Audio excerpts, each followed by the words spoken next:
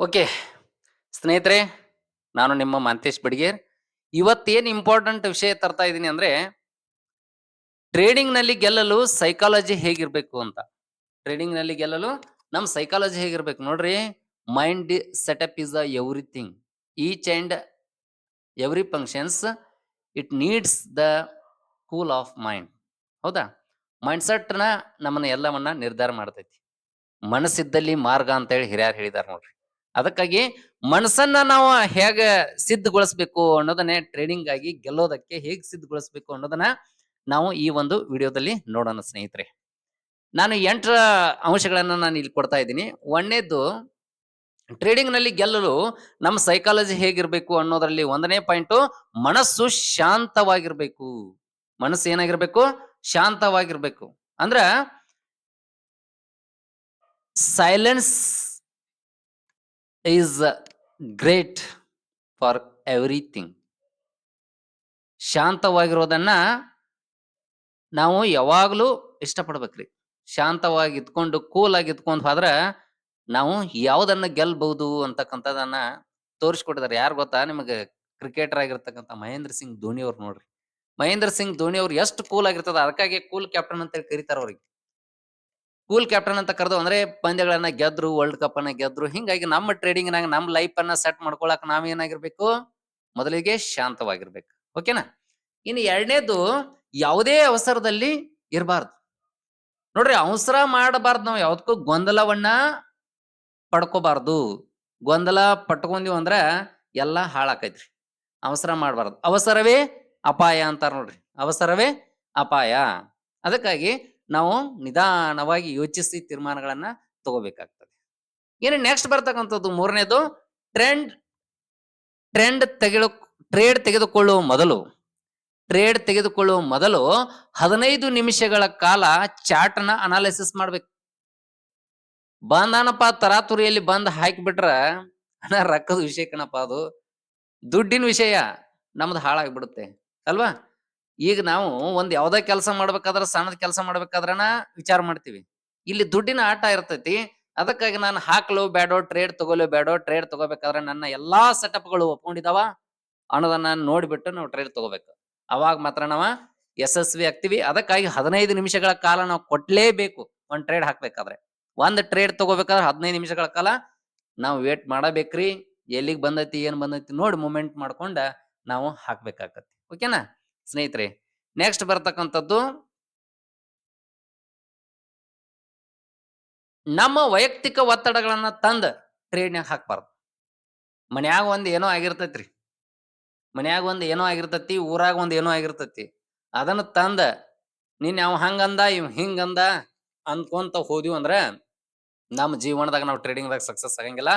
ಪ್ರೆಷರ್‌ಗಳನ್ನ ಇಲ್ಲಿ ತರಂಗಿಲ್ಲ. ಯಾವುದೇ ರೀತಿ ವೈಯಕ್ತಿಕ ಪ್ರೆಷರ್‌ಗಳು ಇಲ್ಲಿ ನಡೆಯಂಗಿಲ್ರಿ. ಯಾಕಂದ್ರ ಇಲ್ಲಿ ಬಾಳ ಚಾಣಾಕ್ಷತೆ ಉಳಿರ್ತಕ್ಕಂತ ಎಲ್ಲರೂ ಟ್ರೇಡರ್ಸ್‌ಗಳಿರ್ತಾರ. ನಾವು ಅವ್ರ ಮಧ್ಯೆ ಈಜಿ ನಮ್ಮದು ಒಂದ್ ಇರ್ತಕ್ಕಂತ ಬುಟ್ಟ್ಯಾಗಿನು ಹಣ್ಣು ತಕೊಂಡ್ ಬಂದಂಗ್ರಿ. ಸಿಕ್ಕಾಪಟ್ಟಿ ಮೊಸಳಿ ಕಾಯ್ತಿರ್ತಾವ. ನಾವು ಅದ್ರಾಗ ಜಿಗದ ಮಂಗ್ಯಾನ್ ತರ ಪಟ್ನ ಪಿಕಪ್ ಮಾಡ್ಕೊಂಡ್ ಮ್ಯಾಗ್ ಗಿಡ ಇರಬೇಕ. ಇರ್ಲಿಲ್ಲ ಅಂದ್ರ ಯದ್ವಾ ತದ್ವಾ ಹೊಡಿತೈತಿ. ಹೊಡಸ್ಕೊಂಡವ್ರಿಗೆ ಅದು ಗೊತ್ತಿರ್ತೈತ್ರಿ. ಅದಕ್ಕಾಗಿ ಟ್ರೇಡಿಂಗ್‌ದಾಗ ನಾವು ವೈಯಕ್ತಿಕ ಒತ್ತಡಗಳನ್ನ ತರಬಾರದು. ಟ್ರೆಂಡ್ ವಿರುದ್ಧ ಟ್ರೇಡಿಂಗ್ ಅನ್ನ ತೆಗೆದುಕೊಳ್ಳಬಾರದು. 5ನೇ ಪಾಯಿಂಟ್ ನಂದಿದು.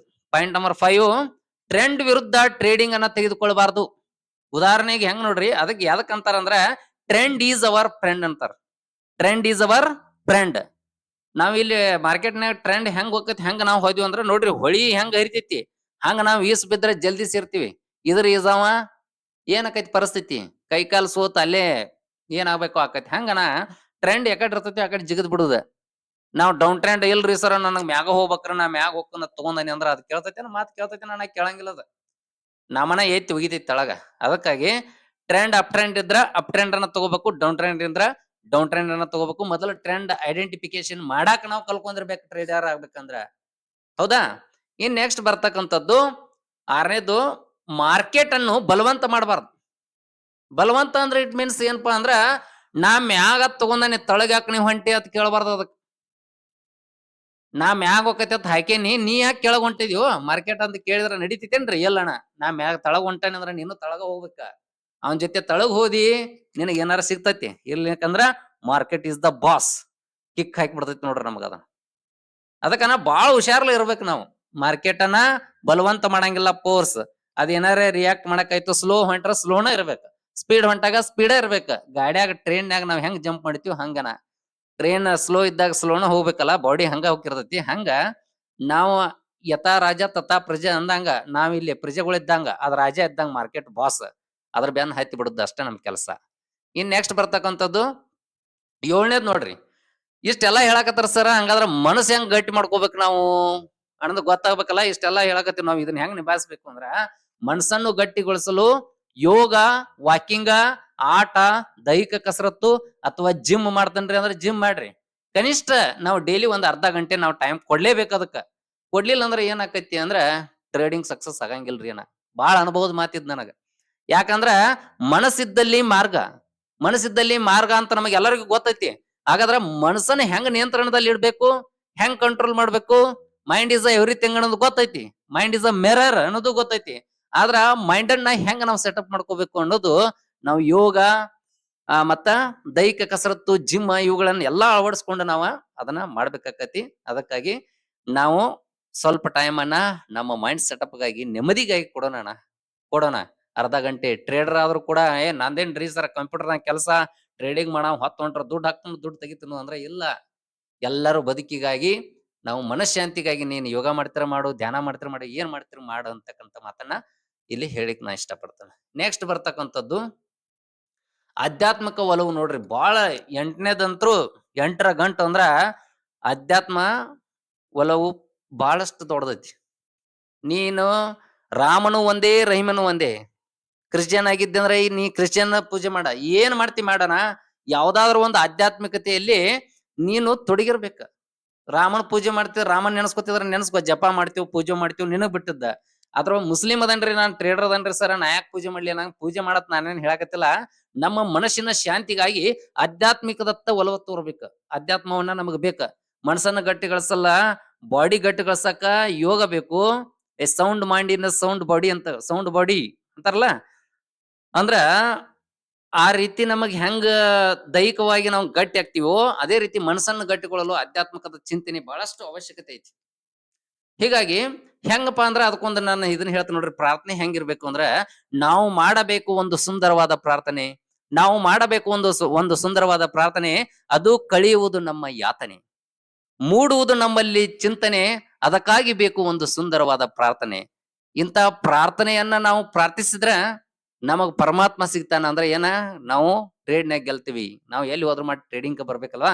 ಲೈಫ್ ನಲ್ಲಿ ಸಕ್ಸಸ್ ಆಗಲು ಅಧ್ಯಾತ್ಮ ನೆಸಸರಿ ಐತಿ. ಅದಕ್ಕಾಗಿ ನಾವು ಅಧ್ಯಾತ್ಮವನ್ನ ರೂಢಿಸ್ಕೋಣ. ಸ್ವಲ್ಪ ತಾಳ್ಮೆಗಾಗಿ ಧ್ಯಾನಾರಿ ಮಾಡ್ರಿ. ಅಧ್ಯಾತ್ಮ ಅಂದ್ರ ಪೂಜೆ ಪುರಸ್ಕಾರ ಅಂತ ನಾನು ಹೇಳತ್ತಿಲ್ಲ. ಪೂಜೆ ಮಾಡೋರಿಗೆ ಪೂಜೆ ಮಾಡ್ರಿ. ನಾನು ಯಾವುದೇ ರೀತಿ ಧರ್ಮದ ಬಗ್ಗೆನೂ ಮಾತಾಡಕತ್ತಿಲ್ಲ. ಬಟ್ ನಾವ್ ಏನ್ ಮಾಡ್ಬೇಕು, ನಮ್ಮ ಮನಸ್ಸನ್ನ ನಿಯಂತ್ರಿಸೋಕ್ಕಾಗಿ ಧ್ಯಾನ ಅವಶ್ಯಕತೆ ಐತಿ, ಅಧ್ಯಾತ್ಮ ಅವಶ್ಯಕತೆ ಐತಿ. ಲಕ್ಷ್ಮಿ ತಾಯಿ ಬರ್ಬೇಕಾದ್ರ ಲಕ್ಷ್ಮಿ ತಾಯಿಯನ್ನ ನೆನೆಸ್ಬೇಕಾಕತಿ. ಅದಕ್ಕಾಗಿ ಭಕ್ತಿ ಇಟ್ಟು ನಾವು ಶ್ರದ್ಧೆಯಿಂದ ನಮ್ಮ ಕೆಲಸಗಳನ್ನ ಮಾಡ್ತಾ ಹೋದ್ರ ಮನಸ್ಸು ಗಟ್ಟಿಯಾಗಿ, ಮನಸ್ಸು ಉಲ್ಲಾಸವಾಗಿ, ಮನಸ್ಸನ್ನ ನಿಯಂತ್ರಣದಲ್ಲಿ ಇಟ್ಕೊಂಡು ಎಷ್ಟು ಬೇಕು ಬೇಡೋ ಅವುಗಳನ್ನ ತಿಳ್ಕೊಂಡು ಟ್ರೇಡ್ ತಗೊಂಡಿವಿ ಅಂದ್ರ ಟ್ರೇಡಿಂಗ್ ಅದಾಗ ನಾವು ಸಕ್ಸಸ್ ಹಾಕಿವಿ. ಅದಕ್ಕಾಗಿ ನೋಡ್ರಿ, ಟ್ರೇಡಿಂಗ್ ಕಲಿಬೇಕಾದ್ರೆ ಇಷ್ಟೆಲ್ಲಾ ಚಕ್ರಗಳದಾವ್. ಇವುಗಳನ್ನೆಲ್ಲಾ ಮುಗಿಸ್ಕೊಂಡ್ರ ಟ್ರೇಡರ್ ಹಾಕಿವಿ. ಅದಕ್ಕಾಗಿ ನಾವು ಹುಚ್ಚತನದ ಗತಿ ಬರೋದು ಹಾಕೋದು ಆದ್ರ ನಡೆಯಂಗಿಲ್ಲ. ನಾ ಒಂದ ದಿನದ ಕೆಲಸ ಅಲ್ಲ. ನಾನು ಹೇಳೀನಿ ನನ್ನ ವಿಡಿಯೋದಾಗ, ಮೊದಲಿಗೆ ಟ್ರೇಡರ್ ಆಗ್ಬೇಕಾದ್ರ ಇವನ್ನೆಲ್ಲಾ ರೂಢಿಸ್ಕೋಬೇಕಾದ್ರ 5 ವರ್ಷದ ಕೆಲಸ ಐತಿ. ಅದಕ್ಕಾಗಿ 5 ವರ್ಷ ನಾವು ಕೊಟ್ರ ಒಳ್ಳೆಯ ಟ್ರೇಡರ್ ಹಾಕಿವಿ ಅಂತಕ್ಕಂಥ ಮಾತನ್ನ ಹೇಳ್ತಾ ನಾನು ವಿಡಿಯೋ ಮುಗಿಸ್ತಾ ಇದ್ದೀನಿ.